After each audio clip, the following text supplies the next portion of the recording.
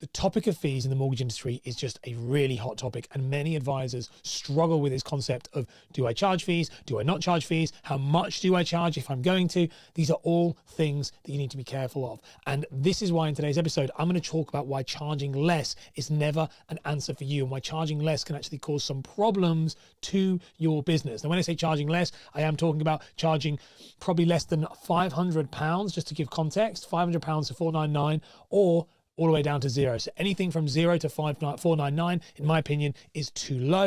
And I'll explain why in this episode. My name is Ash Borland. I'm a business coach and brand strategist helping mortgage brokers simplify success. Over the years, I've helped hundreds of mortgage advisors improve their impact and income. And I'd like to do the same for you today. So let's dive straight into the concept of why charging less is never going to be the answer for you. The first thing is clients who are paying less still demand more. So what I found from my experience, both with as an advisor and also as a coach, but then also with people I've coached, I have seen that the more you pay, that the clients who pay less still demand the same level of service, if not more of a service, because they're cheap and expect everything to be given to them. That kind of is the go-to. It's the reason why I actually oddly stopped doing courses and paid courses, and why my mortgage marketing blueprint is currently free, is because people who pay £100 demanded the same amount of level of people who would pay me for one-to-one coaching. I notice that oftentimes if someone is a fee-free advisor, their clients can be an absolute pain in the ass. Higher fees actually oftentimes mean less stressful clients, because the people who are paying you, they can afford it. They're quite happy to. It's really quite strange. So when you get less, what you're actually doing is getting more demand for less money, which is never a good outcome when you get into that situation. Which leads me to the second point, which is when you do that, you start losing passion for what you love to do. So if you are doing the job, and the problem with low fees is you can feel underappreciated, undervalued. You can feel like the work you're doing is not actually you're not being paid what you're worth, but you're scared potentially of putting it up, or you're worried about all that stuff, and that's understandable.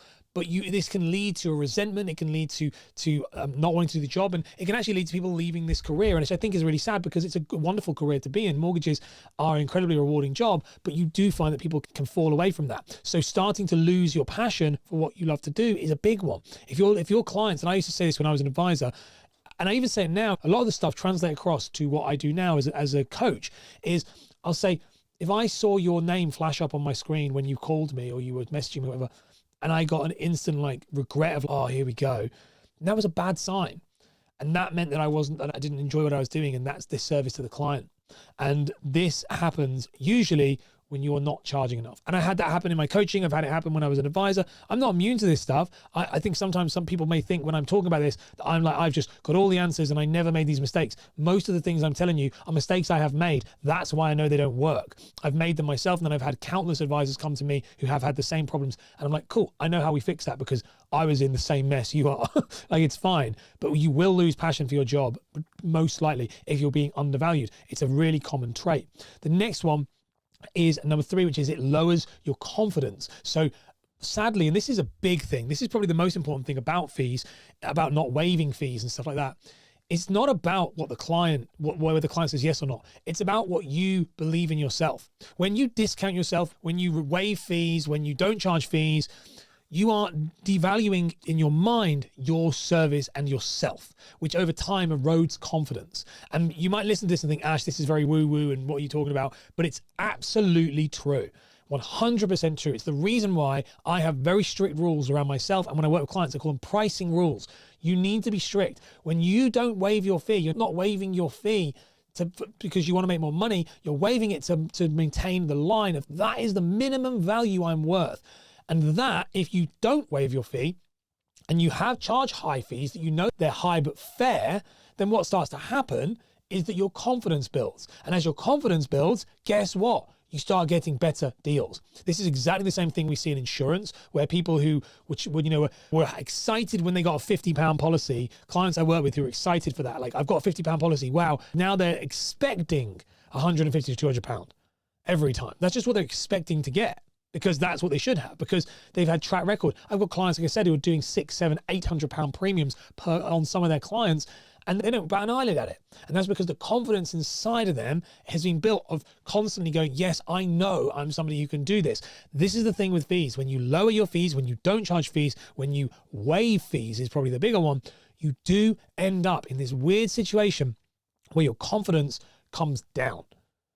And then you will justify it in some weird and wonderful way to say it's not that, it's something else. So you'll say, oh no, it's not that I'm worried about fees. It's not my confidence. I think it's unethical, or I don't think it's worth that. No, what that means is I'm not confident enough in myself to charge that. And then you'll blame other people for your lack of confidence. And instead what we want to do, and that's fine, by the way, I'm not bothered about it. Instead, what we need to do with this is we need to build our confidence. We need to take ourselves and build ourselves up and build our mindset around this and understand that just slowly over time, we can get those fees back up and build that confidence back up to be the advisors we want to be.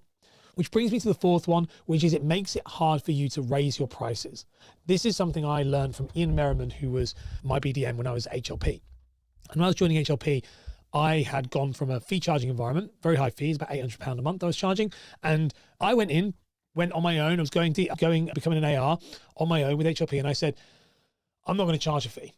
And Ian was like, no, don't do that. He was like, you absolutely shouldn't do that. I was like, okay, fine. So I went back, I was like, I'm going to charge £100. And that's why I'm saying this story, because it's important. I'm going to charge £100. And he was like, what were you charging when you were at your old company where you were under an AR? And I said, oh, we were charging like £800. And he was like, okay, cool. So like, why are you not charging that now? That's any different. So I still settled, and I settled at 500. So I settled at 495 because I believe that at the time that's the going rate. But he was like, why would you instantly drop that? And just because you want to get the business? He was like, why would you do that? He was like, the mistake you're going to have, and this is why it comes in here, is that it's going to be very hard for you to raise those prices in 4 or 5 years time. Even if you come in at £100 to get to £500, if you do a price raise of £100 per year, it's still going to take you 5 years to reach that, just the fee where you should be starting at, let alone the £800. And this is the thing, as you build your client bank, and this is why I like this about higher fees, stake your fee in the ground, and your fee is your fee, because people refer and recommend, and of course they're talking about your fees. When they're recommending you, they aren't going, oh, a great mortgage advisor. Like, yeah, they're great. How much they charge? Oh, they charged me £200. They charged me £100. They didn't charge me a fee. This stuff is happening.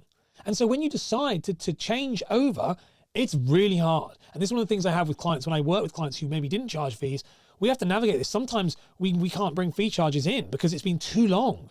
Like sometimes if the fees are too low, like £100, sometimes we have to do really baby steps over a 5-year plan to bring it up. You can't just, the longer the business is in, the longer it takes. You can't just, like I said, do a quick, like hard left or a hard right. It doesn't work that way. You really have to be careful. So if you're not charging what you're worth in your mind, it can be really difficult for you to get those prices up if you're charging too low. And every client it's like death by 1,000 cuts. You're slowly taking another chunk and another chunk off, and that's not what we want to do. It really can be a big problem.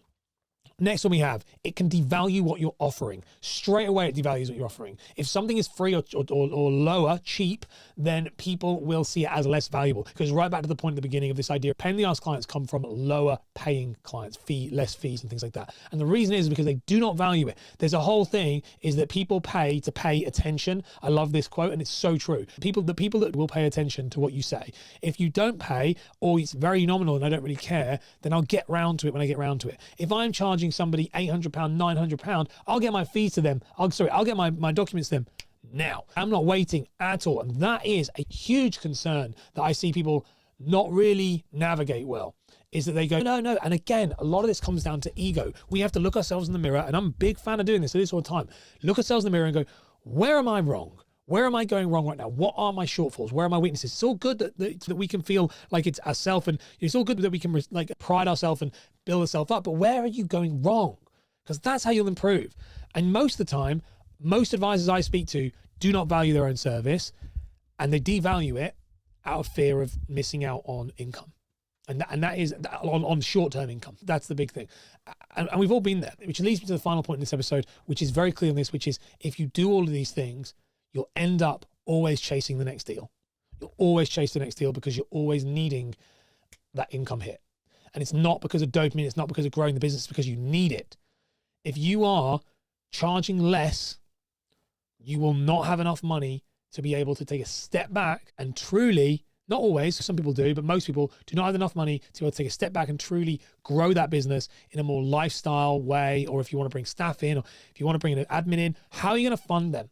You got to fund them through something. Fees do that. Fees give you instant cash flow.